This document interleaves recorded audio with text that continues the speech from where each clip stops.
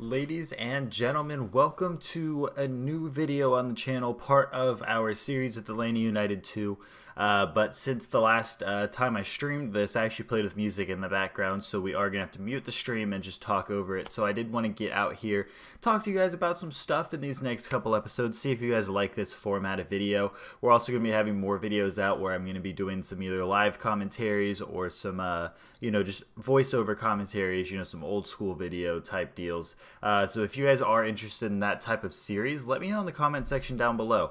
Is that something you're interested in seeing? I know our subscriber count and our Twitch follower count is messed up currently because it's trying to overlap both of them. But I do want to keep my face on the screen, as I am very picky and don't want my voice to not match up with the screen. So obviously, you're going to see the normal career mode. We're just going to do a short game here against Notts County. If I end up talking over what I already talked about or whatever, or talk further on throughout this video than the game goes, then we'll start going into the other game as well. But I just kind of wanted to sit down and talk about Frank de Boer today. I haven't actually sat down and taken a second to actually talk about it. I've mentioned it a few times in the stream whenever people have come by. But I am really genuinely excited about him. I know whenever he was first getting rumored, people were a little off-put. What I found kind of curious about that was the same people that were off-put by Frank de Boer were totally fine with Carlos Puyo.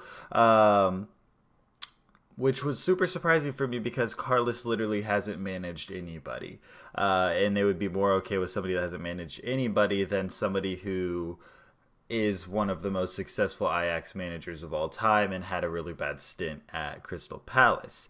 The thing about that is Crystal Palace went through 4 managers in a year whenever Frank was there. So the problem's not with Frank. Granted, Frank tried to do the 3-4-3 and the 3-4-3, and then he tried one other formation, basically a 3 in the back that just didn't work for Crystal Palace that he thought was going to work. Frank's most successful formation has been a 4-3-3, but he is also known for his 3-4-1-2, I believe. Yeah, I think that's a formation. It might be a formation. So those are his 2 best formations, which honestly line up really well with us. For Tata, we were either playing 4-3-3 or 4-2-3-1 or 3 in the back, 3-5-2, however you may see it. So it gives us a lot of balance, and that's one of my favorite formations is 3 in the back, at least in FIFA right now. So it's going to be an interesting process. And as I'm making this video, we did announce BREK a couple hours ago. A lot of people are trying to assume his position, assume that he is going to be playing as a left back, or he is definitely going to be playing as a left back. If we end up playing 3 in the back some games, I think BREK comes into the game. I don't think that means that George Bello and Mikey Ambrose aren't going to play. I don't think that means either one of them are going to leave either. I think with the way that our team is, somebody's probably going to get injured and somebody's going to have to step up to the plate. Because at the end of the day, we had to play with Chris McCann for half a season for a reason. And that's coming from somebody who loves Chris McCann, but that's a separate video for another day. We had to play with Chris McCann at left back for how many weeks, because we had everybody injured and we didn't trust Bello yet. So if we had Greg Garza, Mikey Ambrose injured, if we have now Garza gone, but now we get BREK, but then BREK gets injured, or Bello gets injured, or Mikey gets injured, then we have these backup players. We have these players that can still manage to come together and do well in our squad. And BREK is the type of player that he can play left wing if we need him. If somebody gets injured up top, he can play left back. He's not good at playing right back, but he can play right back. And it's just a good piece player. He's a player that can play in multiple positions. So he's going to be important. And I do think, even though it is prior to Frank de Boer actually coming into the team, he probably had some sort of opinion on whether or not we should bring in BREK, and I do think he matches his system, at least to some extent. So That's just kind of my opinion there in terms of that. More so, though, I do think Frank de Boer is going to be successful. This is a manager that's focused over his entire career on a youth academy. He developed and was part of one of the best youth academies at Ajax. Obviously, there were a lot of things already in place that kind of kickstarted that. But you could say the exact same thing for us, where a lot of our foundation is already set in terms of our youth academy, in terms of our style of play and things like that. But there's still so much unwritten. The Champions League, going for the Supporters Shield, going for the US Open Cup, where I think Frank de Boer comes in very important. Because that means we have more depth players. That means we're going to bring in more youth academy players. It means we're going to be more youth focused in the future and going forward, depending on how long he's with the club. And all of those things kind of tie in together. We can't win the US Open Cup and still make playoffs and go for the Supporters Shield and do well in Champions League if we don't have depth, if we're not using youth players, if we're not doing all the things that it takes to play multiple competitions in a year. If we try to go with the approach of just getting in these new players and trying to play them together and then trying to push the team forward, we're going to end up in a Toronto situation where we're not even making playoffs, but we almost won the Champions League. And that's just not really going to sit well with a lot of people. Atlanta's always going to kind of be the storyline of the team that almost got there but didn't win, if we try to go with that approach. So I think getting in a manager that cares a lot about depth, a lot about the youth academy and things like that is a really, really good thing for us. The other thing is the soon hopeful announcement of who his assistant manager is going to be. It's one of the few managers in the world that has me really, really interested on who he brings in as his assistant manager. It's not really a situation in which a lot of people think about it. A lot of people don't think about who's part of the managerial staff, bar, if Steven Gerrard, Frank Lampard, and the likes of them start managing, people are curious who they end up bringing on, or if any of them whenever they were starting out as assistant managers. But Frank de Boer has always been a manager that has enjoyed coaching with his friends, his colleagues, and his friends and colleagues so happen to be former players, former legends of clubs that he's played for. And with that, you have to wonder if all these rumors for Carlos were really for being a manager, or if it was really to be an assistant manager, and we were talking to him about the potential of Frank de Boer coming and working with Frank because they were really good friends for 4 years with Barcelona, and of course after. So I think Carlos is definitely an opportunity. Dennis Bergkamp would make me cry the day it gets announced, but he's probably not going to come because he's afraid of flying. So there's a lot of flying in the U.S. We can't just bus it everywhere we try to go, regardless of what Drake says about bussing it to the dance. That's just not a thing. We're going to have to fly at some point. So Dennis Bergkamp may not be an option, but that would be amazing if it did end up happening. Obviously, there's other options for Frank de Boer to bring in. I do hope he keeps on a decent amount of the Atlanta United staff that Tata had around him. I don't fully expect him to, but I do hope he does keep some of the pieces there together. I would like to see Aaron Hyde stay on. I think he's done really well with the keepers we have so far, hopefully with more additions later on in the future. But I think there's a lot of opportunity there for players to come in. So I'm trying to think how far I am in this video. Was that halftime or was that? Okay, that was halftime. Cool. So yeah, there's so much developing here with Frank, with a style of play, and people, and I kind of think this is honestly part of the reason why they hold off on making player announcements, is they're kind of waiting.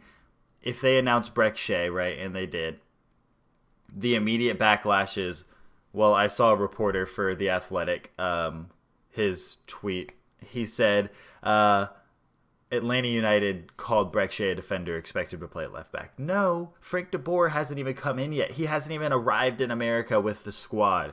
They haven't even done one training session together. You have no idea BREK could play 1 minute at left back in training, and then Frank de Boer's like, no, actually I don't like you there. I'd rather you play left wing. Because immediately after, they upload a highlight video that's only BREK's crosses and assists and things like that make him look a lot better than he is, but it's all his offensive abilities, not his defensive abilities. So chances are all that's going to come together and he's going to be playing both positions. But again, it fully comes down to how Frank de Boer sees this team play out over the next however long until the season starts. So until we see friendlies, until we get open training practices, until we see all these things start coming together, there's really nothing to predict because we don't know what Frank de Boer is going to do with the squad. We don't even know who our 3 DPs are still. Assuming, obviously with Joseph Martinez potentially getting a contract extension, he's staying. Barco long-term could possibly be staying. Miguel Almiron's deals keep falling through, and yesterday Newcastle announced that they might pull out of the deal with Atlanta for Almiron because it's too much money. So is Miggy going anywhere? Does anyone know if Miggy's going anywhere? The thing is we can announce Pity before, but then if we announce Pity before and then we're just sitting there with 4 players, the Atlanta United fan base is going to have a fit and a heart attack about who's leaving, and it's just going to stress everybody else, so they're not announcing him yet. I would actually really like if Pity did come to Atlanta and trained with the team for a couple weeks with Frank de Boer, and then we figured out who we were letting go. Obviously, we're not going to get Pity in and then immediately release him, but, in terms of who he would play better with, if he plays well, one with Joseph Martinez, does he play well with Joseph Martinez and Barco? Or does he play well with Joseph Martinez and Miggy? And then that kind of decides who we end up moving and what pieces we move around. You know what I mean? So it's kind of this weird ground of what we need, where we need it for the future. I mean, again, it's entirely possible we keep Miguel Almiron for a year or 2, and we send Barco on the loan for a year or 2, because then he's not our player, he's not our DP slot, but then he comes back, he plays for us for a couple more years, maybe only a year, and then he goes to Europe, if that's Barco's plan, if he progresses that well. Obviously coming from somebody who's not a huge fan of Barco, but I do see his potential. I would like to see him go out on loan. I would like to see him play in a different system to see if he does better, which that different system could even be the Frank de Boer system. Again, I would like to see Frank de Boer actually train with the team and make his own opinions about some of these players. So I do hope that the Miggy Barco Pity Martinez arrangement right now doesn't get announced until after Frank de Boer has training sessions with everybody. I do think Joseph Martinez is going to have a very big opinion in that. I think Miguel Almiron's obviously going to have a big opinion in that. I don't think Barco's going to have a big opinion on that. I think, he's really not going to have pull on that situation. But it's going to be an interesting time. And if you guys have seen, Yamil has fully ended contract talks with DC and is returning to Argentina. Of course, my heart wants Yamil to come back. And I'm just saying, wouldn't it be beautiful?